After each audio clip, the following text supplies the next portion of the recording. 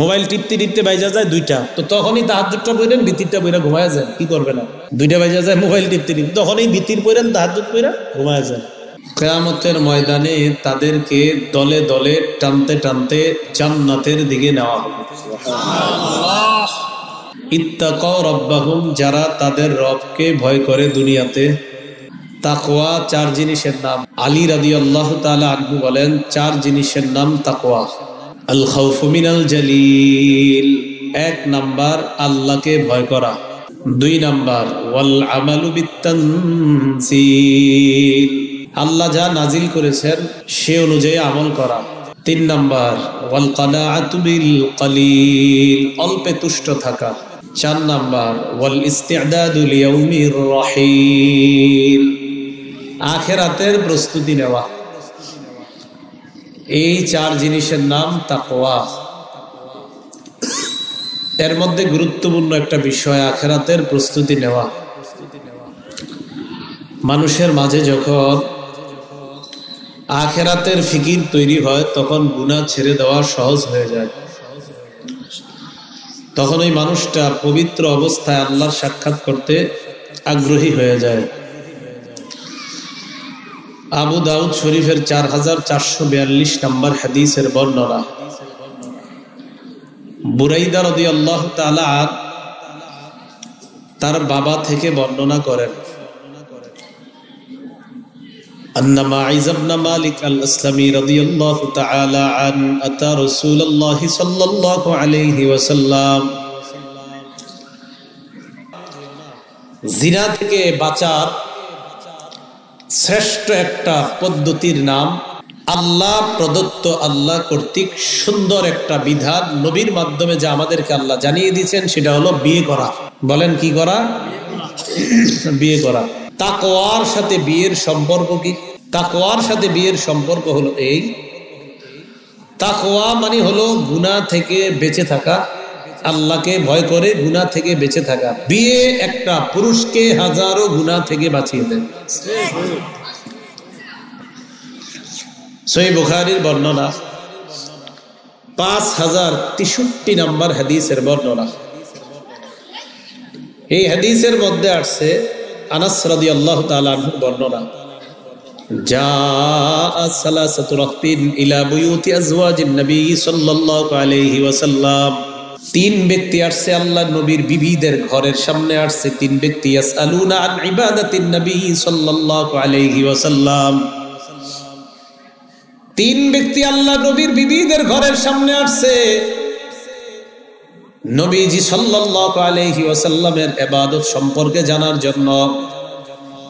বাহিরে তো আল্লাহ নবীর ইবাদত আমরা দেখতে পারি, ঘরে আল্লাহ নবী কেমন ইবাদত করে এটা জানার জন্য আপনাদের কাছে আসলাম। ঘরের ইবাদত কে জানে বেশি? বিবি। তো এই কথা বলার পর রাসূলুল্লাহ সাল্লাল্লাহু আলাইহি সাল্লামের বিবিরা তাদেরকে জানায় দিস, ফালাম্মা উখবিরু কাআন্নাহুম তাকাল্লুহা, তাদেরকে যখন সংবাদ দেওয়া হয় ব্যাপারটা তাদের কাছে কম মনে হলো, যে নবীজি বাসায় এত কম আমল করে, এটা তাদের কাছে মনে হলো। মানে বিবিরা বলছে নবীজি বাসায় ঘুমায়, নবীজি সাল্লাল্লাহু আলাইহি সাল্লাম তাহাজ্জুদের সময় তাহাজ্জুদ পড়ে, নবীজি সোমবারে রোজা রাখে, বৃহস্পতিবার রোজা রাখে, নবীজি মাসে 13, 14, 15 আইয়ামে বীজের রোজা রাখে, এগুলা জানাইছে। তো এই ইবাদত গুলা তাদের 3 জনের কাছে কম মনে হয়েছে। এবার তারা 3 জন বললেন, আইনা নাহনু মিনান নবী সাল্লাল্লাহু আলাইহি ওয়াসাল্লাম, আমরা কোথায়, আল্লাহর নবী কোথায়? নবীজির সাথে আমাদের তুলনা করে কোনো লাভ নাই। আল্লাহ নবী কোথায় আর আমরা কোথায়? নবী তো এমন ব্যক্তি, কদ গুফিরা লাহু মা তাকদ্দামা মিন যামবিহি ওয়া মা তাআখার, নবীর আগে পরের কোনো গুনাহ নাই। গুনাহ যদিও থাকতো আল্লাহ অগ্রিম সব মাফ করে দিয়েছেন। তার তো কোনো গুনাহ নাই, করে নাই, আগেও করে নাই, পরেও করে নাই। যদি করতেন তাও আল্লাহ অগ্রিম সব মাফ করে দিয়েছে। তো এই 3 জন কয় ওনার সাথে আমাদের তুলনা করে লাভ নাই, পাল্লা দিয়ে লাভ নাই। এবার 3 জনে কয়, 3 জনের মধ্যে একজন তিনি বললেন, ক্বালা আহাদুহুম আম্মা আনা, তাদের একজন কয় আমি, ফাইন্নী উসাল্লিল লাইলা আবাদা, আমি সারা রাত সব সময় নামাজ পড়মু, সারা রাত না ঘুমাবে নামাজ পড়মু। ওয়াকালা আখার, আরেকজন কয় আসুমু আসুমুদ্দাহর, আমি সারা জীবন রোজা রাখবো, ওয়ালা উফতিরু, কখনো আমি রোজা মিস করব না, প্রতিদিন রোজা রাখবো। রমজানে তো রাখবেই, আর এমনিও ডেলি রাখবে। এই গেল 2 নাম্বার। ওয়াকালা আখার, আরেকজন কয় আতাজিলুন নিসা ফালা আতাজাওয়াজু আবাদা, আমি নারীদের থেকে দূরে থাকবো, আমি কখনো বিয়ে করব না। কি করবে না? বিয়ে করবে না, নারীদের থেকে দূরে থাকবে। তো নবীজি সাল্লাল্লাহু আলাইহি সাল্লাম বাসায় আসছে, বিবিরা সংবাদ দিছে এরকম এরকম ঘটনা, আর এই 3 জনে আপনার ইবাদত শোনার পর এদের কাছে কম মনে হয়েছে। ফাজা রাসূলুল্লাহ সাল্লাল্লাহু আলাইহি ওয়াসাল্লাম ইলাইহিম, আল্লাহ রাসূল তাদের কাছে আসলেন। আসার পর নবী তাদেরকে বললেন, আনতুমুল্লাযীনা কুলতুম কাযা ওয়া কাযা, তোমরাই কি তারা যারা এমন এমন কথা বলছো? কয় জি আমরা। এবার আল্লাহ নবী বললেন, শোনো, তোমাদের মধ্যে যেই ব্যক্তি বললা রোজা রাখো, আমি নবীর দিকে তাকাও, ভালো করে মনে রাখবা, আমা ওয়াল্লাহি ইন্নী লাখশাকুম লিল্লাহ ওয়া আতকাকুম লা, এই পৃথিবীর মধ্যে যত মানুষ আছে সবার চাইতে আমি আল্লাহকে বেশি ভয় করি। আমি আল্লাহরে সবচেয়ে বেশি ভয় করি। ওয়া আতকাকুম লা, আমি আল্লাহর সবচেয়ে বেশি অনুগত। আমি নবীর কথা তোমরা শোনো যে আমি নবী আল্লাহকে সবচাইতে বেশি ভয় করি। আসুমু, আমিও রোজা রাখি, ও উফতিরু, আবার মাঝে মাঝে রোজা রাখি না। আমি রোজা রাখি, মাঝে মাঝে রাখি না। রমজানের বহির্ভূত আর কি, রমজানের তো সবগুলো রাখতে হবে। তো আমি মাঝে মাঝে রাখি, মাঝে মাঝে রাখি না। রাখি মানে সোমে রাখি, বৃহস্পতি রাখি, 13, 14, 15 এগুলা রাখি। আরেকজন তুমি বললা সারা রাত নামাজ পড়বা, শোনো তুমি উসাল্লি ওয়া আরকুদু, আমিও নামাজ পড়ি আবার ঘুমাই। আমি নামাজ করি, সুবহানাল্লাহ। আমি বিয়ে করি, আমি আল্লাহরে বেশি ভয় করি, সেই আমি ঘুমাই আবার নামাজ পড়ি। আমি আল্লাহকে বেশি ভয় করি, সেই আমি রোজা রাখি আবার মাঝে মাঝে রাখি না। আমি আল্লাহকে সবচেয়ে বেশি ভয় করি, সেই আমি বিয়ে করি। ফামান রাগিবা আন সুন্নতি ফালাইসা মিন্নি, আমার সুন্নতকে যে অবজ্ঞা করে সে আমার অন্তর্ভুক্ত নয়। নাউযুবিল্লাহ। তাহলে বিয়ের সাথে তাকওয়ার সম্পর্ক আছে না নাই? নবীজি কি বললেন? আমি আল্লাহকে বেশি ভয় করি, সে আমি বিয়ে করি। সুবহানাল্লাহ। সহিহ বুখারীর বর্ণনা, 5066 নম্বর হাদিসের বর্ণনা। عن عبد الله بن مسعود رضي الله تعالى عنه قال, আব্দুল্লাহ ইবনে মাসউদ রাদিয়াল্লাহু তাআলা আনহুর বর্ণনা, তিনি বলেন, কুন্না মা'আন নবী সাল্লাল্লাহু আলাইহি ওয়াসাল্লাম শাবাবা, আমরা একদল যুবক আল্লাহর নবীর সাথে ছিলাম। লা আজিদু শাইআ, আমাদের তেমন কোনো সামর্থ্য নাই, টাকা পয়সা নাই। আমাদেরকে আল্লাহর নবী বললেন, ইয়া মাশারাশ শাবাব, হে যুব সম্প্রদায়। কি বললেন? হে যুব সম্প্রদায়, তোমরা বিয়ে, তোমাদের মধ্যে মানিস্তাত আলবা, আরেক বর্ণনায় মানিস্তাত আমিনকুমুল বা, যারা বিয়ে করার সামর্থ্য রাখো, ফাল্যাতাজাওয়াজ, বিয়ে করে ফেলো। ফাইন্নাহু আগাদ্দু লিল বাসারি ওয়া আহসানু লিল ফারজ, বিয়ের সবচেয়ে বড় 2টা উপকার। 1 নাম্বার, তোমার নজর হেফাজত করবে, আর তোমার লজ্জাস্থান হেফাজত করবে। বিয়ের সবচাইতে 2টা বড় উপকার। 1 নাম্বার, বিয়ে চোখের গুনাহ থেকে হেফাজত করবে। 2 নাম্বার, লজ্জাস্থানের গুনাহ থেকে হেফাজত করবে। আর গুনাহ থেকে বেঁচে থাকার নাম হলো তাকওয়া। গুনাহ থেকে বাঁচার নাম। তাহলে কি শিখলাম? সামর্থ্য থাকলে বিয়ে। এবার নবী বলেন, আমাল্লাম ইস্তাতি ফালাইহি বিসসাওম, সামর্থ্য যদি না থাকে রোজা রাখো। তাহলে আমার সাথে সবাই বলেন, সামর্থ্য থাকলে বিয়ে। বলেন, সামর্থ্য থাকলে, না থাকলে, সামর্থ্য থাকলে, না থাকলে গুনাহ করা যাবে না। বলেন, গুনাহ করা। এবার আমি আপনাদের কাছে জানতে চাই, নজরের গুনাহ আর লজ্জাস্থানের গুনাহ থেকে বাঁচার জন্য আমল হলো 2টা। সবচেয়ে বড় আমল কয়টা? 1 নাম্বার, সামর্থ্য থাকলে বিয়ে, সামর্থ্য না থাকলে রোজা। তাহলে গুনাহ থেকে বাঁচার, নজরের গুনাহ, লজ্জাস্থানের গুনাহ থেকে বাঁচার উপায় এই হাদিসে জানলাম 2টা। সামর্থ্য থাকলে বিয়ে, না থাকলে রোজা। গুনাহ করা যাবে না। আল্লাহ বুঝার তৌফিক দান করেন। সহিহ বুখারীর বর্ণনা, এই কয়েকটা হাদিস পরেই 5069 নম্বর হাদিসের বর্ণনা। عن سعيد بن جبير رحمه الله قال لي ابن عباس رضي الله تعالى عنه هل تزوجت সাঈদ ইবনে জুবাইর বলেন আব্দুল্লাহ ইবনে আব্বাস আমাকে বললেন হাল তাজাওয়াজতা, এই মিয়া তুমি কি বিয়ে করছো? সুবহানাল্লাহ, এই বিয়ে করছো? তো তিনি জবাব দিলেন না, বিয়ে করি নাই। কি বলো, বিয়ে করো নাই? কয় না। তাজাওয়াজ, তাড়াতাড়ি বিয়ে করো। এই পৃথিবীর মধ্যে সবচাইতে শ্রেষ্ঠ যেই মানুষটা, তিনিও অধিক বিয়ে করেছেন। সুবহানাল্লাহ। তুমি এখনো একটা বিয়ে করলো না? সাঈদ ইবনে জুবাইর, তুমি বিয়ে করো না এখনো? কয় না। আরে বিয়ে করো তারা। কি কথা মনে থাকবে? তাহলে গুনাহ থেকে বেঁচে থাকার নাম তাকওয়া। আর যুব সম্প্রদায় যারা আমাদের গুনাহ, বর্তমান যুগে গুনাহ থেকে বাঁচার উপায় দুইটা, বিয়ে সামর্থ্য আছে নাই বুঝেন, আল্লাহ বুঝার তৌফিক দান করেন। সহিহ বুখারীর বর্ণনা 5078 নম্বর হাদিসের বর্ণনা। عن عائشة الصديقة رضي الله تعالى عنها قالت قال رسول الله صلى الله عليه وسلم আম্মা জান আয়েশা সিদ্দিকা রাদিয়াল্লাহু তাআলা আনহার বর্ণনা, আল্লাহর নবী বলেন আয়েশা ইন্নী উরিতুকি ফিল মানাম মাররাতাইন, স্বপ্নে আমি তোমাকে দুইবার দেখছি। তোমাকে বিয়ে করার আগে তোমাকে স্বপ্নে আমাকে দুইবার দেখানো হয়েছে। সুবহানাল্লাহ। তোমাকে বিয়ের আগে স্বপ্ন যোগে আমাকে দুইবার দেখানো হয়েছে। কিভাবে জানো? আমি দেখলাম ফাইদা রাজুলুন ইয়াহমিলুকি ফি সারাকাতি হারিরিন, একটা রেশমের কাপড়ের মধ্যে পেঁচায়া তোমারে নিয়ে যায়। সুবহানাল্লাহ। ফায়াকুলু, আমাকে যখন দেখছে, দেখার পর যেই লোকটা তোমাকে রেশমের কাপড়ের মধ্যে পেঁচায়া নিয়ে যায়, তোমার দেখা যাচ্ছে না। যিনি নিয়ে যাইতেছে তাকেই দেখলাম, কিন্তু তোমারে দেখা যায় না, তুমি রেশমের কাপড়ের মধ্যে ঢাকনা। ওই লোকটা আমারে কয় হাজিহি ইমরাতুকা, এটা আপনার বিবি। এটা বুখারীর বর্ণনা। নবীজি বলেন আয়েশা আমারে দেখায় কয় এটা আমার বিবি। তো আমি বললাম আমার বিবি কেমন, দেখা দরকার। ফাকশিফুহা, আমি তোমার থেকে রেশমের কাপড়টা সরাইলাম, সরাই দেখি ফাইদা হিয়া আনতি, রেশমের কাপড়ের মধ্যে তুমি। ফাকুলু, আমি বললাম ইয়াকুন হাদা মিনাল্লাহ, এই স্বপ্ন যদি আল্লাহর পক্ষ থেকে হয়ে থাকে, ইউমজিহি, কিছুদিনের মধ্যে আয়েশা আমার বিবি হবে। আম্মা জান আয়েশারে বিয়ের পরে বলছে, মানে বিবি হওয়ার পরে বলছে আয়েশা বিয়ের আগেই তোমাকে দুবার আমাকে স্বপ্নে দেখানো হয়েছে। তাহলে আমার নবীর প্রিয় একটা সুন্নত বিয়ে করা। কয় না, কি করা? বিয়ে করা। তিরমিজি শরীফের 1080 নম্বর হাদিস। এটা আমার নবীর সুন্নত জানলাম।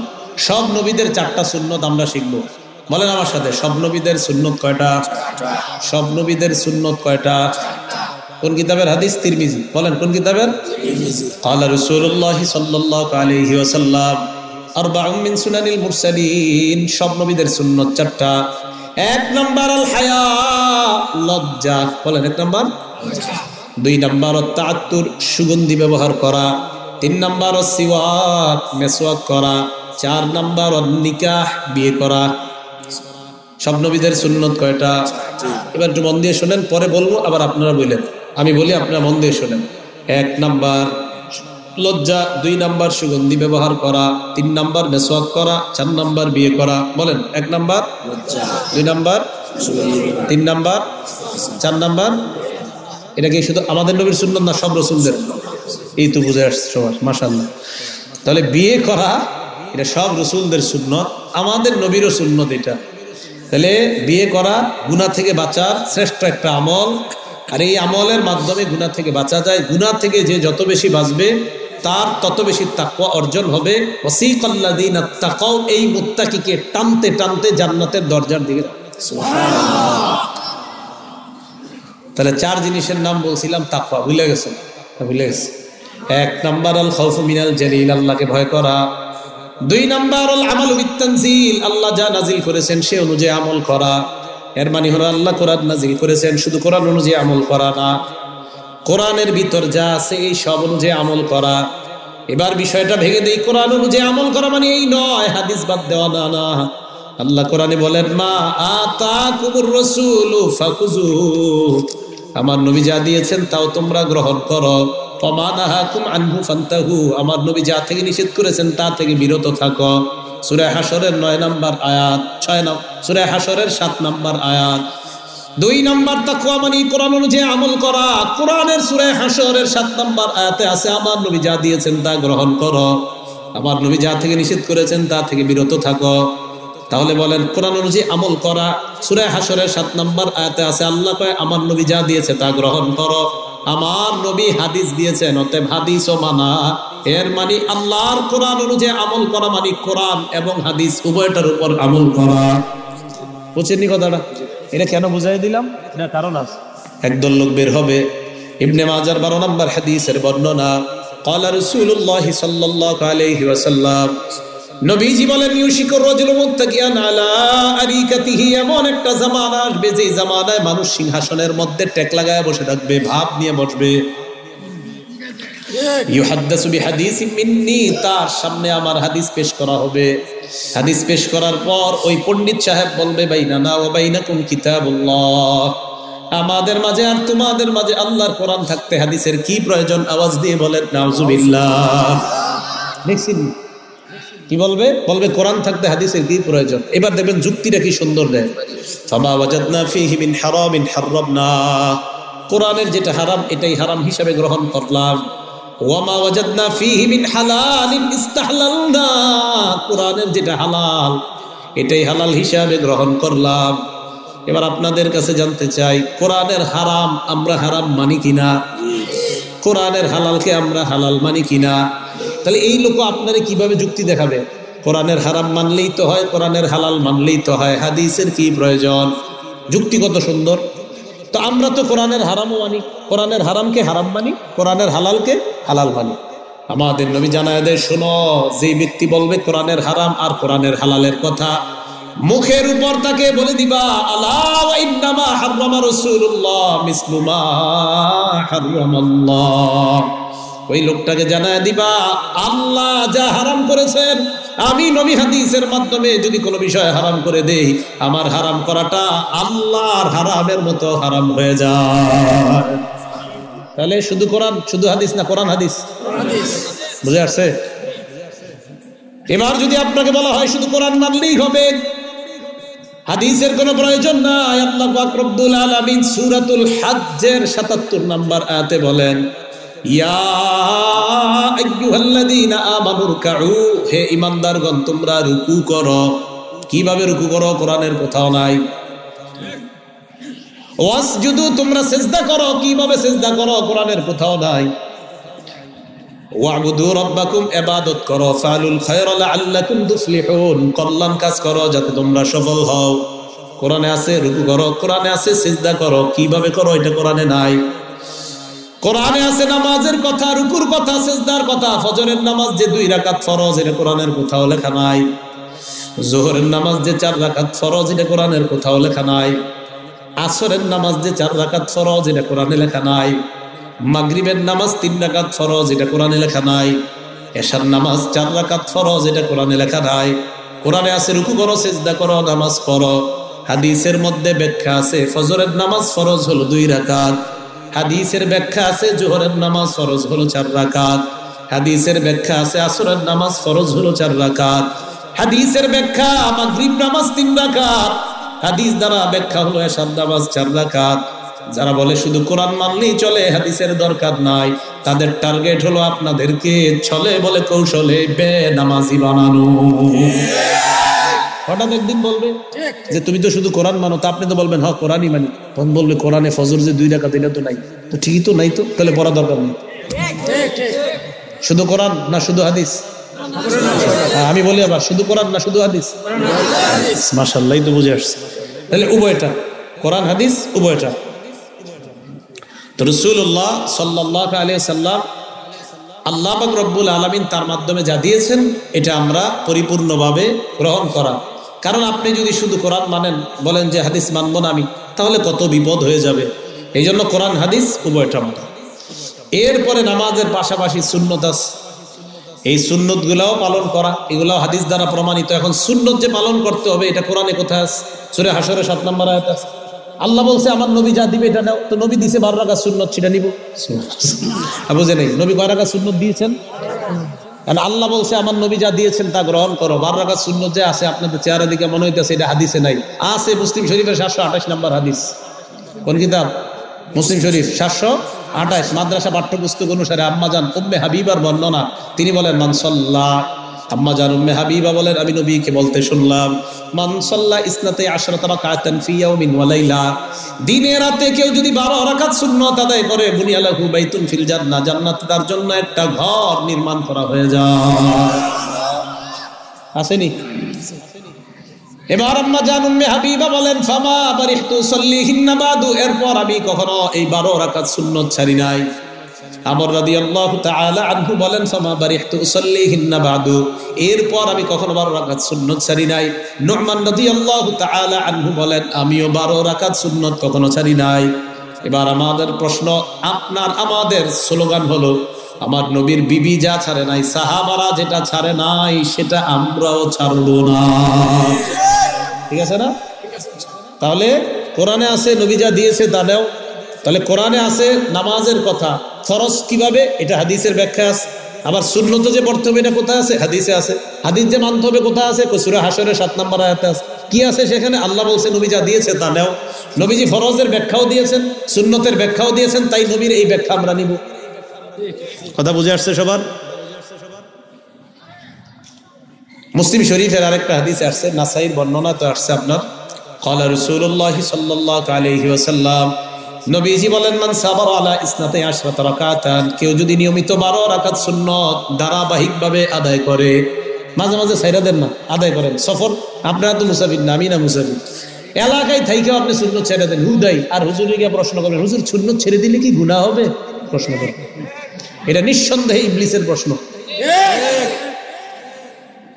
এই এলাকার ইমাম সাহেব যারা আছেন, আপনাদেরকে যদি কেউ এসে প্রশ্ন করে হুজুর সুন্নত ছাড়লে গুনাহ হবে কিনা, পাল্টা হাদিস শোনায় দিবেন, শোনো সুন্নত পড়লে জান্নাতে একটা ঘর হবে, তুমি ঘর চাও নাকি গুনাহ হবে না, এই প্রশ্ন চাও। আপনারা যখন বলবে হুজুর সুন্নত ছাড়লে কি গুনাহ হবে, আপনি জবাবে বলবেন সুন্নত পড়লে একটা ঘর হবে, তুমি কি ঘর চাও? টেনশনে পড়বে যদি বলি না, নাউজুবিল্লাহ, এটা মুসলমান কিভাবে বলবে? এর বলবে হ্যাঁ আমি তো জান্নাতে ঘর চাই। ইমাম সাহেব যারা আছেন সাথে সাথে বলবেন ভাই 12 রাকাত সুন্নত পড়ো, একটা ঘর হবে। তাহলে যারা বলবে সুন্নত না পড়লে কি গুনাহ হবে, আমরা কি জবাব দিব? সুন্নত পড়লে জান্নাতে একটা কি হবে? বড় তুমি। আল্লাহর নবী বলেন মান সাবারা আলা ইসনাতাই আশরাতা রাকাতান, ধারাবাহিকভাবে কেউ যদি 12 রাকাত সুন্নাত পড়ে, বানাল্লাহু আযজা ওয়া জাল্লা লাহু বাইতান ফিল জান্নাহ, আল্লাহ তার জন্য জান্নাতে একটা ঘর বানায় দেয়। আগের হাদিসে জানলাম তার জন্য ঘর বানানো হয়, হাদিসের মধ্যে জানলাম আল্লাহ ঘর বানায় দেয়। আগের হাদিসে জানলাম বানানো হয়, এই হাদিসে জানলাম আল্লাহ ঘর বানায়া দেয়। এটা বলার পর নবীজি বলেন আরবাআন ক্বাবলা যুহরি, যোহরের আগে 4 রাকাত, রাকাতাইনি বাদা যুহরি, যোহরের পর 2 রাকাত, কত হলো? রাকাতাইনি বাদাল মাগরিবি, মাগরিবের পর 2 রাকাত, কত হলো? রাকাতাইনি বাদাল ইশা, ইশার পর 2 রাকাত, 10। রাকাতাইনি ক্বাবলাল ফজরি, ফজরের আগে 2 রাকাত, 12 রাকাত, কত হলো? এই 12 রাকাত সুন্নাত। এবার রয়ে গেল বিতির, যে হুজুর বিতির, হ্যাঁ বিতিরে পড়তে হবে। মুসলিম শরীফের 720 721 হাদিসগুলা মাদ্রাসা পাঠ্যপুস্তক অনুসারে। আন আবি হুরায়রা রাদিয়াল্লাহু তাআলা আনহু قال قال رسول الله صلى الله عليه وسلم, আবু হুরায়রা বলেন আউসানি খালিলি সাল্লাল্লাহু আলাইহি ওয়াসাল্লাম বিসালাস, আমার নবী আমারে 3টা ওসিয়ত করছে। কয়টা? 1 নাম্বার বিসিয়ামি সালাসাতি আইয়ামিন মিন কুল্লি শাহরিন, প্রত্যেক মাসে 3টা রোজা রাখতে কইছে নবীজি, ওসিয়ত করছে 13 14 15 3টা রোজা রাখতে। 2 নাম্বার সালাতিদ দুহা, চাশতের নামাজ পড়তে বলছে। চাশতের নামাজ চিনেননি? ইশরাক পড়ার পর আবার সূর্যটা আরেকটু উপরে ওঠে যখন, তখন 2 রাকাত নামাজ, এটাকে বলা হয় চাশতের নামাজ। এটা পড়লে যে লাভ কমনি একটু। নবীজি সাল্লাল্লাহু আলাইহি সাল্লাম বলেন ইউসবিহু আলা কুল্লি সুলামা মিন আহাদিকুম সাদাকা, তোমাদের প্রত্যেক দিন প্রত্যেকের অঙ্গ প্রত্যঙ্গের পক্ষ থেকে সদকা করা দরকার। শরীরের যত জোড়া আছে, ফাকুল্লু তাসবিহাতিন সাদাকা, প্রত্যেকটা তাসবিহ তোমাদের একটা সদকা হয়ে যায়। ওয়াকুল্লু তাহমিদাতিন সাদাকা, প্রত্যেকটা আলহামদুলিল্লাহ একটা সদকা হয়ে যায়। ওয়াকুল্লু তাকবীরাতিন সাদাকা, প্রত্যেকটা আল্লাহু আকবার একটা সদকা হয়ে যায়। ওয়াকুল্লু তাহলিলাতিন সাদাকা, প্রত্যেকটা লা ইলাহা ইল্লাল্লাহ একটা সদকা হয়ে যায়। ওয়া আমরুন বিল মারুফি সাদাকা, আমি ওনাকে বললাম চলেন নামাজ পড়ে আসি, এই বলাটা একটা সদকা হয়ে যায়। ওয়া নাহিউন আনিল মুনকারি সাদাকা, কাউরে আমি বললাম ভাইও সুদ খায়েন না, এই যে আমি অসৎ কাজ থেকে নিষেধ করলাম, এটা একটা সদকা হয়ে যায়। নবীজি বলেন এইগুলা যদি তুমি করতে না পারো ইউজিজু মিন যালিকা রাকাতান ইয়ারকাউহুমা মিনাদ দুহা।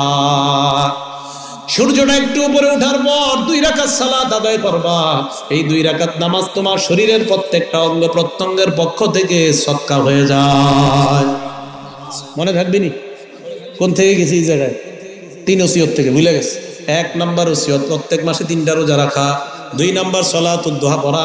3 নাম্বার নবী আমাকে বলছেন বিআল্লা আনামা ক্বাবলা আন উতিরা, বিতির না পড়ে যেন আমি না ঘুমাই। ঘুমের আগে বলছে আমাদের বিতির পড়তে। হ্যাঁ, যিনি তাহাজ্জুদ নামাজে ওঠেন ওই ব্যক্তির জন্য বিতির বিলম্বে পড়া উত্তম। যিনি তাহাজ্জুদ নামাজ পড়বেন তার জন্য বিতির বিলম্ব করা, তাহাজ্জুদের সময় পড়া উত্তম। কিন্তু আমি আপনি আমরা যারা এই দেশে আছি, হ্যাঁ, ঘুমাই তো 2টা বাজে, তো আবার তাহাজ্জুদে উঠবে কখন? মোবাইল টিপতে টিপতে বাইজা যায় 2টা, তো তখনই তাহাজ্জুদটা পড়েন, বিতিরটা পড়ে ঘুমায় যায়। কি করবে না? 2টা বাইজা যায় মোবাইল টিপতে টিপতে, তখনই বিতির পড়েন, তাহাজ্জুদ পড়ে ঘুমায় যায়। তো রাসূলুল্লাহ সাল্লাল্লাহু আলাইহি সাল্লাম এখানে বিতিরের কথাও বললেন। তাহলে ফরজ, সুন্নাহ ইত্যাদি আমলগুলাও আদায় করা, এই আমলগুলা ছেড়ে দেওয়ার চিন্তা না করা। তো বলছিলাম যে বিয়ের যে ব্যাপারটা, ওই যে বিয়ে সেখান থেকে আমরা এদিকে আসলাম যে বিয়ে গুনাহ থেকে বাঁচার একটা উপায়, এটা গুনাহ থেকে বাঁচার শ্রেষ্ঠ একটা উপায় বিয়ে। আরেকটা উপায় আমরা জানলাম সালাত। সালাত কোত্থেকে জানলাম আমরা? যে আল্লাহ হুকুম করেছেন নামাজ পড়া। নামাজ কিভাবে ব্যাখ্যাটা, এটা আমরা হাদিস থেকে জানলাম। আর আল্লাহ কোরআনে বলেই দিয়েছেন ইন্নাস সালাতা তানহা আনিল ফাহশাই ওয়াল মুনকার, নামাজ অশ্লীলতা এবং অপছন্দনীয় কাজ থেকে মানুষকে বিরত রাখে। তাহলে গুনাহ থেকে বাঁচার অনেকগুলো উপায়ের মধ্যে আমরা বিয়ে জানলাম, নামাজ জানলাম। এইগুলা মানুষকে গুনাহ থেকে বাঁচায় রাখে। আর গুনাহ থেকে বেঁচে থাকার নাম তাকওয়া। বলেন, গুনাহ থেকে বেঁচে থাকার নাম তাকওয়া। আব্দুল্লাহ ইবনে মাসউদ রাদিয়াল্লাহু তাআলা আনহু বর্ণনা, বুখারীর বর্ণনা, তিনি বলেন ইন্নাল মুমিনা ইয়ারা যুনুবাহু কান্নাহু কাঈদুন তাহতা জাবাল। ঈমানদার এমন এক ব্যক্তি যে ঈমানদার ছোট ছোট একটা গুনাহকে মনে করবে বিশাল বড় পাহাড়ের মতো। আবার বলছে ঈমানদার তার একটা গুনাহকে মনে করবে পাহাড়ের মতো, সে পাহাড়ের নিচে বসা। এই পাহাড় কান্নাহু কাঈদুন তাহতা জাবাল, পাহাড়ের নিচে বসা। বলেন তো পাহাড় যদি ঝুলে থাকে, এই পাহাড় পড়লে বাঁচবো না মারা যাব? আব্দুল্লাহ ইবনে মাসউদ বলেন ঈমানদার একটা গুনাহকে মনে করবা পাহাড়ের মতো, এই পাহাড় তোমার উপর পড়বে, তুমি মারা যাবা। এই গুনাহ তোমারে ধ্বংস করে দিতে পারে।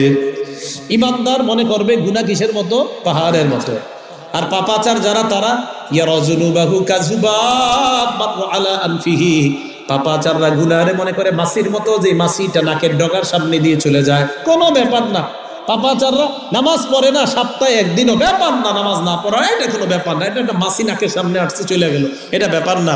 সুদ যারা খায়, এরা যত বলে না হুজুর বয়ান করলে কি হইব, সুদ খাবো না খাবো এটা আমার ব্যাপার, মানে কোনো ব্যাপার না, না মাছির মতো। আর ঈমানদার ছোট্ট একটা গুনাহ, আরেকজনের সামান্য একটু ক্ষতি হওয়া, এটা ঈমানদার মনে করে একটা পাহাড়ের মতো, যে এই পাহাড় আমার উপরে পড়লে আমি মারা যাব। আর পাপাচার গুনারে মনে করে মাছির মতো। বলেন ঈমানদার আজকে থেকে গুনাহকে কিসের মতো মনে করবেন? পাহাড়ের মতো। আর যারা পাপাচার, যারা কেয়ার করে না কোরআন সুন্নাহ, তারা গুনারে মনে করে কিসের মতো? মাছির। মনে থাকবে তো? তাহলে গুনাহ থেকে বেঁচে থাকার নাম বলে না তাকওয়া। আর মুত্তাকিদেরকে কিয়ামতের ময়দানে টানতে টানতে দলে দলে জান্নাতের দিকে নাও। সুবহানাল্লাহ। খুব মন দিয়ে বুঝেন। আব্দুল্লাহ ইবনে মাসউদ রাদিয়াল্লাহু তাআলা আনহু বলেন 3 জিনিসের নাম তাকওয়া। আলী বললেন 4 জিনিসের নাম তাকওয়া। ইবনে মাসউদ বলেন 3 জিনিসের নাম তাকওয়া। বলেন কয় জিনিসের নাম তাকওয়া? 1 নাম্বার আইয়ুতা আল্লাহ ফালা ইউসা, আল্লাহর আনুগত্য করা, আল্লাহর নাফরমানি না করা। 2 নাম্বার আইয়ুসকার ফালা ইউনসা, আল্লাহকে সদা সর্বদা স্মরণ রাখা, ফালা ইউনসা, আল্লাহকে ভুলে না যাওয়া। 3 নাম্বার ওয়ায়ুশকার ফালা ইউকফার, আল্লাহর শুকরিয়া আদায় করা, আল্লাহর কোন নিয়ামতের অশুকরিয়া আদায় না করা। 1 নাম্বার আল্লাহর আনুগত্য করা, নাফরমানি না করা। 2 নাম্বার আল্লাহকে স্মরণ করা, ভুলে না যাওয়া। 3 নাম্বার ছোট বড় নিয়ামতের শুকরিয়া আদায় করা, কোন নিয়ামতকে অস্বীকার না করা, কোন নিয়ামতের অকৃতজ্ঞ না হওয়া। বাচ্চারে যখন ভাত খাওয়ান, এরে শিখাইবেন যে বলো আলহামদুলিল্লাহ। 1 লোকমা দিবেন, শিখাইবেন আল্লাহুম্মা লাকাল হামদু ওয়া লাকাশ শুকরু, বলো আল্লাহ তোমার প্রশংসা, তোমার শুকরিয়া। আরে মিয়া, পশ্চিমারা তাদের সন্তানরা যখন খাবার খাওয়ায়, এয়ারপোর্ট টিয়ারপোর্ট কোথাও যখন দেখবেন, বাচ্চা যদি মা যদি বাচ্চারে খাবার খাওয়ায়, খাবার খাওয়ানোর পর বলে 1 লোকমা দেয় আর বলে সে থ্যাংক ইউ। বাচ্চারে খাবার দে আর শিখায় দে সে থ্যাংক ইউ। তো বাচ্চারে খাবার দে, বাচ্চা খাবার খায়, তখন বলে থ্যাংক ইউ। আবার আরেক লোকমা দেয় মা, দেওয়ার পর বলে সে থ্যাংক ইউ বাবা, থ্যাংক ইউ বলো। থ্যাংক ইউ বললে পরের লোকমা দেয়, তো আবার বলে থ্যাংক ইউ। আবার আরেক লোকমা দিয়ে বলে সে থ্যাংক ইউ মম, তো আবার দেয় বলে থ্যাংক ইউ মম। পরের লোকমা দেওয়ার সময় আর ওই মহিলা বলে না কিচ্ছু, মহিলা আরেক লোকমা দেয়, এবার আর বলে না সে থ্যাংক ইউ বাবা, তুমি থ্যাংক ইউ বলো, এটা বলো না। মহিলা আরেক লোকমা দেয়, দেওয়ার সাথে সাথে ওই বাচ্চা বলে থ্যাংক ইউ মম। এখান থেকে বোঝা যায় বাচ্চাকে ইংরেজরা তাকে থ্যাংক ইউ শিখিয়ে দিল, 1 2 3 বার বলার পর আর বলে না, এবার বাচ্চা অটোমেটিক বলে। তাহলে আমরা মুসলমান, আপনি আপনার সন্তানকে খাওয়ানোর সময় বাবা আলহামদুলিল্লাহ বলো বলছে, আবার দিলেন বাবা আলহামদুলিল্লাহ বলো বলছে, আবার দিলেন আলহামদুলিল্লাহ বলো, আবার দিবেন, বললেন না বাচ্চা বলবে আলহামদুলিল্লাহ। কি কথাগুলো মনে থাকবে? তাহলে আইয়ুতা ফালা ইউসা আইয়ুতা, আল্লাহর আনুগত্য করা, নাফরমানি না করা, আল্লাহকে স্মরণ করা, ভুলে না যাওয়া, আল্লাহর শুকরিয়া আদায় করা, অশুকরিয়া আদায় না করা। তাহলে আগের 4টা এই 3টা, আগের 4টা আল্লাহকে ভয় করা, কোরআন অনুযায়ী আমল করা, 3 নাম্বার অল্পে তুষ্ট থাকা, 4 নাম্বার আখিরাতের প্রস্তুতি নেওয়া। আর আব্দুল্লাহ ইবনে মাসউদের থেকে জানলাম 3টা, আল্লাহর সদা সর্বদা স্মরণ রাখা, ভুলে না যাওয়া, আল্লাহর আনুগত্য করা, নাফরমানি না করা, আল্লাহর শুকরিয়া আদায় করা, কোনো নেয়ামতের অশুকরিয়া না করা, কোনো নেয়ামতের নাশুকরি না করা। আল্লাহ আমাদেরকে সকলকে তাকওয়া অর্জন করার তৌফিক দান করেন। এবার এই মুত্তাকিদেরকে যখন টানতে টানতে জান্নাতের দরজায় নেওয়া হবে, নেওয়ার পর মুত্তাকিরা যখন হাত্তা ইযা জাউহা ওয়া ফুতিহাত আবওয়াবুহা, মুত্তাকিরা যখন জান্নাতের দরজায় গিয়ে থামবে, থামার পর জান্নাতের সবগুলা দরজা খুলে দেওয়া হবে। সুবহানাল্লাহ। খুলে দেওয়ার পর وقال لهم خزنتها سلام عليكم طبتم فادخلوها خالدين, জান্নাতের ফেরেশতারা মুত্তাকিদেরকে বলবে তোমাদের প্রতি সালাম, আসসালামু আলাইকুম, তোমরা কল্যাণময় হয়ে গিয়েছো, তোমরা পুত পবিত্র হয়ে গিয়েছো, তোমরা নিরাপদে চিরস্থায়ী বসবাসের ঠিকানা জান্নাতে প্রবেশ করো। এখান থেকে আরেকটু কথা আমরা জানি, খুব মন দিয়ে শুনবো। প্রথম অংশে জানলাম তাকওয়া, আর মুত্তাকিদেরকে অভিবাদন জানিয়ে জান্নাতে ঢুকানো হবে সালামের মাধ্যমে। বলেন তো কিসের মাধ্যমে? সালাম অর্থ শান্তি, বলেন সালাম অর্থ শান্তির বিপরীত বাংলাটা কি? অশান্তি। শান্তির বিপরীত বাংলাটা কি? এক স্বামী তার স্ত্রীরে আর স্ত্রী তার স্বামীকে গত 10 বছর কেউ কাউরে সালাম দেয় না, খালি ঝগড়া লেগেই থাকে।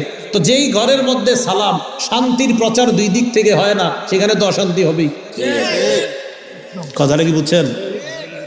আনাস রাদিয়াল্লাহু তাআলা আনহুর বর্ণনা, তিনি বলেন, তিরমিজি শরীফের বর্ণনা 2698 নম্বর হাদিস, ক্বালা লি রাসূলুল্লাহ সাল্লাল্লাহু আলাইহি ওয়াসাল্লাম, নবীজি আমাকে বলেন, ইয়া বুনাইয়া ইযা দাখালতা আলা আহলিকা ফাসাল্লিম, আমাকে আল্লাহ নবী বললেন, বৎস যখন তুমি তোমার পরিবারের নিকট প্রবেশ করবা, প্রবেশ করার সময় বলবা আসসালামু আলাইকুম, সালাম দিয়ে প্রবেশ করবা।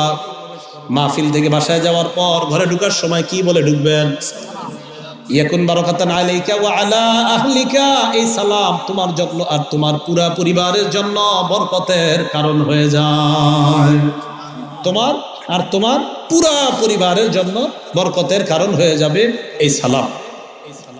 সহিহুত তারগিব একটা কিতাব আছে, এই কিতাবের 2720 নম্বর হাদিসের বর্ণনা, ক্বালা রাসূলুল্লাহ সাল্লাল্লাহু আলাইহি ওয়াসাল্লাম, নবীজি বলেন, ইন্নাল মুমিনা ইযা লাকিয়াল মুমিনা, কোন মুমিন আরেক মুমিনের সাথে যখন সাক্ষাৎ করে, ফাসাল্লামা আলাইহি, সালাম দেয়, তাকে নাম দিই আসসালামু আলাইকুম, এই সালাম দিলাম। ও আখাযা বিয়াদিহি, হাত ধরে, ও সাফাহা, মুসাফা করে। আবার বলছি, কোন মুমিন আরেক মুমিনের সাথে সাক্ষাৎ করে, সালাম দেয়, হাত ধরে, মুসাফা করে, তানাসারাত খাতায়াহুমা কামা ইয়াতানাসারু ওয়ারাকুশ শাজার, গাছের পাতা যেমন ঝরে পড়ে যায়, 2 ইমানদারের গুনাহ তেমন ঝরে পড়ে যায়। না, সালাম দিয়েন না, ঘরে ঢুইকা সালাম দিয়েন না। কি দিবেন?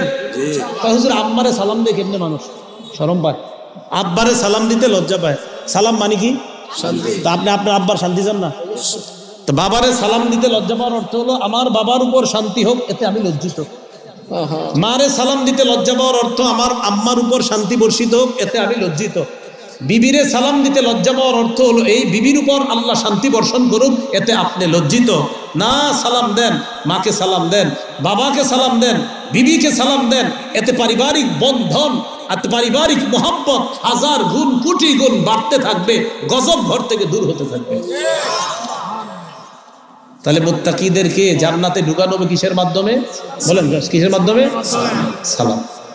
সূরা আহজাবের 44 নম্বর আয়াতে আল্লাহ বলেন তাহিয়াতুহুম ইয়াওমা ইয়ালকাউনাহু সালাম। সুবহানাল্লাহ। জান্নাতীদের সাথে আল্লাহ যেদিন সাক্ষাৎ হবে, সাক্ষাৎ হওয়ার পর যখন কথা বলবে, কথা বলা শুরু হবে সালামের মাধ্যমে। জান্নাতীদের সাথে আল্লাহর কথা শুরু হবে কিসের মাধ্যমে? সালামের মাধ্যমে।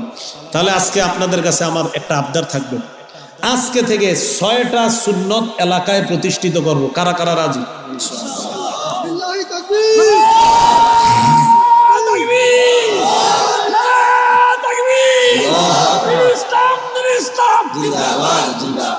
কটা সুন্নত? قال رسول الله صلى الله عليه وسلم, মুসলিম শরীফের বর্ণনা 2162 নম্বর হাদিস। নবীজি বলেন হাক্কুল মুসলিমি আলাল মুসলিমি সিত্তুন, এক মুসলমানের উপর আরেক মুসলমানের 6টা হক। এক মুসলমানের উপর আরেক মুসলমানের কয়টা হক? 1 নাম্বার ইদা লাকিতাহু ফাসাল্লিম আলাইহি, যখন কোন মুসলমানের সাথে তোমার সাক্ষাৎ হবে তাকে তুমি সালাম দিবা। তাহলে আজকে থেকে আমরা এলাকার মধ্যে সালামের প্রচার প্রসার ঘটাবো, শান্তির পুরা প্রচার, এলাকার মধ্যে শান্তির বন্যা বহাবো। কি সালাম মানি? সালাম মানি যত বেশি শান্তি, তার মানে শান্তির বন্যা ববে এলাকা ইনশাআল্লাহ। সালামের প্রচার 1। 2 নাম্বার ওয়াইদা দাআকা ফাআজিবহু, তোমাকে যখন কেউ দাওয়াত দেয় তার দাওয়াত তুমি গ্রহণ করবা বুঝে শুনে। এই বাংলাটা আমার থেকে বললাম, বলেন কি শুনে? এমন কোন দাওয়াত না নেওয়া যে দাওয়াতে যাওয়ার পর গান হবে, নাচ হবে, ধরন হওয়ার আশঙ্কা, সেই দাওয়াতে না। তাহলে দাওয়াত বুঝে শুনে। তাহলে এটাও একটা সুন্নত কায়েম করবো আমরা, কি যে গুনাহের কোন অনুষ্ঠানে যদি আমারে যাইতে বলো আমি যাব না। কি গুনাহের অনুষ্ঠানে আমারে যদি যাইতে বলো যাব না। কি রে তুই, আমি না তোর খালাতো ভাই লাগি? ভাই তুমি আমার খালাতো ভাই লাগো আর যা লাগো, গুনাহের অনুষ্ঠানে আবার কি খালাতো ভাই? তুমি আমাদের ভালো অনুষ্ঠানে দাওয়াত দাও, আমি তোমার জন্য অনেক হাদিয়া তোফা নিয়ে উপস্থিত হব, কিন্তু গুনাহের কোন অনুষ্ঠানে আমার দাওয়াত দিও। 2 নম্বর। 3 নম্বর ওয়াইদাস্তান সাহকাফান সাহলা, আমার আপনার কাছে কোনো মুসলমান যদি উপদেশ চায়, তারে উপদেশ পারলে দেওয়া, না পারলে চুপ থাকা। আপনার কাছে একজন আসছে মাসের প্রজেক্টের পরামর্শ চাওয়ার জন্য, ভাই আমি একটা প্রজেক্ট করতে চাই, আপনার কাছে আসলাম, আপনার না 4টা প্রজেক্ট, আমাকে একটু পরামর্শ দেন। আপনি চিন্তা করলেন আমার 4টা প্রজেক্ট, ওরে যদি ভালো পরামর্শ দিই তো ওরও তো মাছের ব্যবসা হবে, আমারটা ব্যবসা একটু কম হবে। এখন আপনি কি করলেন? ওরে এত সুন্দর পরামর্শ দিয়েছেন, 1 সপ্তাহে ওর ব্যবসা গেছে লাড। এটা কি ভালো পরামর্শ হলো? না। নবীজি বললেন ইদাস্তান সাহাকা, তোমার কাছে যখন কোনো মুসলমান ভালো পরামর্শ চায় তাকে ভালো পরামর্শ দাও, তার কল্যাণকামী হও। বলেন আমার সাথে, আমরা সবাই সকল মুসলমানের কল্যাণকামী, বিশেষ করে এই এলাকাবাসীর সবার কল্যাণ কামনা করি। তাহলে আপনারা এই এলাকাবাসী যারা আছেন সবাই এলাকাবাসীর কল্যাণ কামনা করেন। সহিহ বুখারীর 57 নম্বর হাদিসের বর্ণনা, আন জারির ইবনে আব্দুল্লাহ রাদিয়াল্লাহু তাআলা আনহু قال বায়াতু রাসূলুল্লাহি সাল্লাল্লাহু আলাইহি ওয়াসাল্লাম আলা ইকামিস সালাতি ওয়া ইতাইজ যাকাতি ওয়ান নুসহি লিকুল্লি মুসলিম, আমি নবীর হাতে বায়াত হলাম এই মর্মে, আমি নামাজ কায়েম করব, যাকাত আদায় করব, সকল মুসলমানের কল্যাণ কামনা করব। তাহলে সকল মুসলমানের কল্যাণ কামনা করা, এগুলো 3 নাম্বার। 4 নাম্বার ইদা আতাসা ফাহামিদাল্লাহ, কোন মুসলমান হাঁচি দেওয়ার পর যখন বলবে আলহামদুলিল্লাহ, ফাশাম্মিতু, আপনি তার জন্য দোয়া করবেন, বলবেন ইয়ারহামুকাল্লাহ। কি বলবেন? দোয়া করবেন। এখন হাসি যিনি দিবেন তার 3 কাজ। বলেন হাসি দাতার কয় কাজ? 3 কাজ। আবু দাউদ শরীফের 5029 নম্বর হাদিসের বর্ণনা, কানা রাসূলুল্লাহ সাল্লাল্লাহু আলাইহি ওয়াসাল্লাম ইদা আতাসা, নবী যখন হাঁচি দিতেন, ওয়াদা ইয়াদাহু আও সাওবাহু আলা ফি, নবী তার হাত মুবারক অথবা কাপড় মুখের উপর রাখতেন, অথবা কাপড়, হাত অথবা কাপড়। তাহলে হাঁচি আসলে 1 নাম্বার কাজ হাত অথবা কাপড় মুখে রাখা। 2 নাম্বার খাফাদা, আওয়াজ হালকা করা। এবার আমার দিকে একটু তাকান, এই দেখুন ওর কত হুমদুফুল, এই যে মুখে হাত দেওয়ার কারণে আওয়াজটি অটোমেটিক হালকা হয়ে গেল না? এটাই তো আমার নবীর সুন্নতের কারিশমা। নবীর সুন্নত পালন করবেন, অটোমেটিক আওয়াজ হালকা হয়ে যায়। এটা নবীজির সুন্নতের পাওয়ার। এক নাম্বার হাত দিব, 2 নাম্বার আওয়াজ হালকা। আপনি নবীর প্রথম সুন্নত পালন করলে দ্বিতীয়টা অটোমেটিক পালন হয়ে যায়। হাঁচি যখন দিবেন, এই হাত যখন রাখবেন, পাশে একটা লোক ঘুমাইতে পারে, এই লোকের ঘুম তখন আর ডিস্টার্ব হবে না। হাঁচি কিন্তু ভয়ঙ্কর, অনেকে এমন হাসি দেয় দেখবেন পুরো এলাকা। যাও, হাঁচি ভালো, কিন্তু হাঁচিতে অনেক রোগ বিমারি বের হয়, এটা ডাক্তাররা বলেন। মানে অনেক জোরে হাঁচি দিয়ে দেয়, দেখবেন একদম তাবলিগ সাথী মনে করেন শুয়ে রয়েছে 30 জন এক মসজিদে, একজনের হাঁচিতে 29 জনের ঘুমাই গেছে, কথার কথা। তাহলে হাঁচির ক্ষেত্রে সুন্নাহ পালন করা, হাত দেওয়া অথবা কাপড় দেওয়া, আর হলো আপনার পরে আওয়াজটা হালকা করা। 3 নাম্বার আলহামদুলিল্লাহ বলা, যারা শুনবে তারা বলবে ইয়ারহামুকাল্লাহ। তাহলে এগুলো 4 নাম্বার কাজ। হাঁচি দিলে হাঁচির জবাব দেওয়া। 5 নাম্বার ওয়া ইজা মারিদা ফাউদহু, অসুস্থ হলে তাকে দেখতে যাওয়া। অসুস্থ হলে তাকে, তাহলে এলাকার আপনার পরিচিত কেউ অসুস্থ, কোনো মুসলমান অসুস্থ, তাকে দেখতে যাবেন। মুসলিম শরীফের 2562 নাম্বার হাদিসে আছে, নবীজি বলেন এই এলাকার নাম কি? হ্যাঁ, শিমুলতলা। পাশের এলাকার নাম কোন? গুজাদিয়া। শিমুলতলা থেকে গুজাদিয়া কেউ গেলেন কোন অসুস্থ মুসলমানকে দেখতে। নবীজি বলেন ইন্নাল মুসলিমা ইদা আদা আখাহুল মুসলিম, কোন মুসলমান তার অসুস্থ মুসলমান ভাইকে দেখতে যায়, যাওয়ার পর লাম ইয়াজাল ফি খুরফাতিল জান্নাতি হাত্তা ইয়ারজিআ, এই যে ওই এলাকায় গিয়ে আবার শিমুলতলা আসলেন, এর মাঝে আপনি জান্নাতের ফল পাড়তেছিলেন। কি পাড়তেছিলেন? জান্নাতের ফল। তিরমিজি শরীফের 2008 নম্বর হাদিস, মান আদা মারিদান আও যারা আখাল্লাহু ফিল্লাহ, আপনি কোনো অসুস্থ মুসলমানকে দেখতে গেলেন, দেখতে গিয়ে আসার সময় নাদাহু মুনাদ, একজন ফেরেশতা আপনারে ডাক দিয়ে 3টা কথা বলে। কয়টা? 3টা। 1 নাম্বার বলে তিবতা, এই তুমি কল্যাণময় হয়ে গেছো। 2 নাম্বার ওয়াতাবা মামশাক, ফেরেশতা বলে তুমি যে গেলা আর আসলা না, তোমার এই আসা যাওয়াটাও কল্যাণময় হয়ে গেছে। 3 নাম্বারটা তো কুইনে এখনো। 3 নাম্বারটা কি করে দেখেন, ওয়াতাবাওয়াতা মিনাল জান্নাতি নুজুলা, তুমি জান্নাতে একটা ঘর বানায় ফেলছো। অসুস্থ ব্যক্তি দেখতে যাবেন নি? না, 250 টাকার মালটা লাগবে। খরচ করলেন মাত্র 500, জান্নাতের ফলের বাগান পেয়ে গেছে। তার লাভ কমছে না বাড়ছে? বাড়ছে। ভাই এই আমলগুলো করবো তো ইনশাল্লাহ। এগুলো আমাদের মাঝে হারিয়ে যাচ্ছে। আপন মামা, আপন ফুফু টুকুরা অসুস্থ থাকে, আপনি দেখতে যান না। 6 নাম্বার ইজা মাতা ফাত্তাবিহু, মারা গেলে মুসলমান তার জানাজায় যাওয়া। সহিহ বুখারী 47 নম্বর হাদিসে আসছে, কোন ব্যক্তি যদি মানিত্তাবা জানাজাতা মুসলিমিন ঈমান ওয়া ইহতিসাবা, আপনি যদি কারো জানাজায় যান ঈমানের সাথে এবং বিশ্বাসের সাথে আর সওয়াবের আশায়, যাওয়ার পর কানা মাআহু হাত্তা ইউসাল্লা আলাইহা, আপনি তার সাথে ছিলেন জানাজা নামাজ পড়া পর্যন্ত, ওয়াফরুগা মিন দাফনিহা, দাফন কার্য করা পর্যন্ত তার সাথে আপনি ছিলেন। 1 নাম্বার জানাজা পড়ছেন, 2 নাম্বার কবরে যে রাখছে তাকে সেখান পর্যন্ত গেছেন। কাজ না থাকলে কবর পর্যন্ত যায়েন, দেখবেন ঈমান তাজা হবে। যখন আপনি দেখবেন একটা লোক কবরে নামাইতেছে, আপনার ভিতরে চেতনা তৈরি হবে, আহারে কালকে এই টাইমে আমিও তো এখানে থাকতে পারি। তো এই প্রথম হলো জানাজা পড়া, 2 নাম্বার কবরস্থানে যাওয়া, সেখান থেকে যখন বাসায় আসবেন নবীজি বলেন ফাইন্নাহু ইয়ারজিউ মিনাল আজরি বিকিরাতাইন কুল্লু কিরাতিন মিসলু উহুদিন, 2টা উহুদ পাহাড় সমপরিমাণ সওয়াব নিয়ে বাসায় আসবেন। সুবহানাল্লাহ। কেউ যদি শুধু জানাজা পড়ে আসেন তাহলে 1 উহুদ পাহাড় সমপরিমাণ সওয়াব নিয়ে আসবেন। তাহলে কয়টা সুন্নত বললাম? 6টা।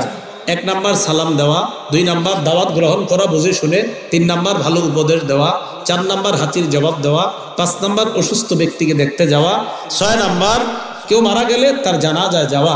তো এই কথাটা কোত্থেকে আসলো? আমাদের মুত্তাকিদেরকে জান্নাতে ঢুকানো হবে সালামের মাধ্যমে। সালামকে কেন্দ্র করে আরো 5টা সুন্নাহ আমরা শিখলাম, মোট 6টা। আল্লাহ পাক রব্বুল আলামিন আমাদের সকলকে যে কথাগুলো শুনলাম বললাম, এই কথার উপর যেন সকলে আমল করতে পারে আল্লাহ তৌফিক দান করেন। এতক্ষণ যে বয়ান করলাম আপনারা কিছু শিখছেন বলে মনে হয়?